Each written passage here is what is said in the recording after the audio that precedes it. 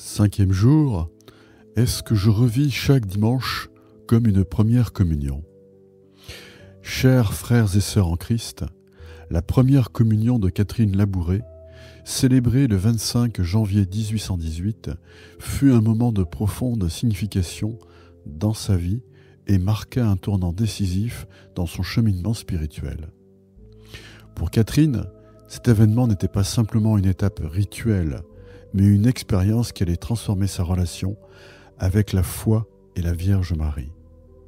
La première communion est, pour tout catholique, un moment d'union sacrée avec Jésus-Christ à travers la réception de l'Eucharistie.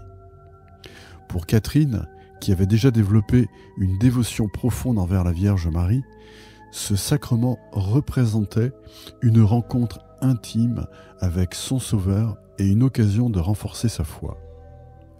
Elle avait été préparée avec soin par sa tante Marguerite, qui avait cultivé en elle un profond respect pour la Sainte Eucharistie.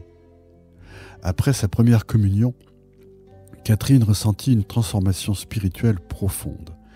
Elle se sentait plus proche de Jésus et de la Vierge Marie que jamais auparavant. La grâce de ce sacrement avait imprégné son âme, renforçant sa dévotion et sa foi envers Dieu. Elle se tourna vers la prière avec une ferveur renouvelée, cherchant à approfondir sa relation avec le Christ et la Sainte Vierge. Cet événement fut le point de départ de la vocation religieuse de Catherine, bien qu'elle ne le sache pas encore à ce moment-là. L'expérience de sa première communion avait éveillé en elle une soif spirituelle et un désir de servir Dieu de manière plus profonde.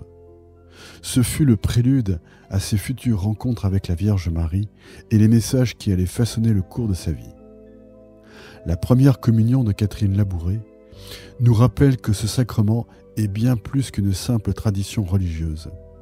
C'est une occasion de rencontre intime avec le Christ, de transformation spirituelle et de renouvellement de la foi.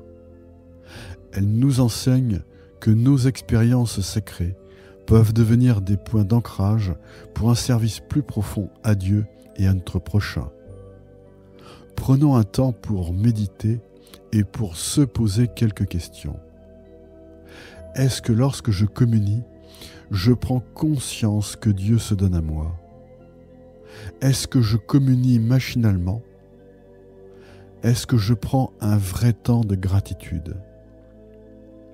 Maintenant, prions Notre-Dame de la Médaille miraculeuse, par l'intercession de Sainte Catherine Labouré, de déverser ses grâces sur nous et de nous aider à inviter Dieu pleinement dans notre vie. Ô Vierge Immaculée, Mère de Dieu et notre Mère, avec la plus vive confiance dans votre puissante intercession, tant de fois manifestée au moyen de votre médaille miraculeuse. Nous vous supplions humblement de bien vouloir nous obtenir les grâces que nous vous demandons par cette neuvaine. Ô Vierge de la médaille miraculeuse, qui est apparue à Sainte Catherine Labouré dans l'attitude de médiatrice du monde entier et de chaque âme en particulier, nous remettons entre vos mains et nous confions à votre cœur nos supplications. Daignez les présenter à votre divin Fils et les exaucer si elles sont conformes à la volonté divine et utiles à nos âmes.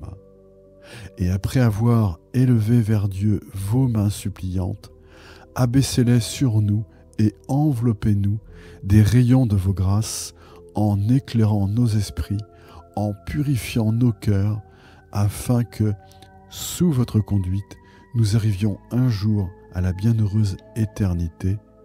Amen. Je vous salue Marie, pleine de grâce. Le Seigneur est avec vous. Vous êtes bénie entre toutes les femmes, et Jésus, le fruit de vos entrailles, est béni. Sainte Marie, Mère de Dieu, priez pour nous pauvres pécheurs, maintenant et à l'heure de notre mort. Amen.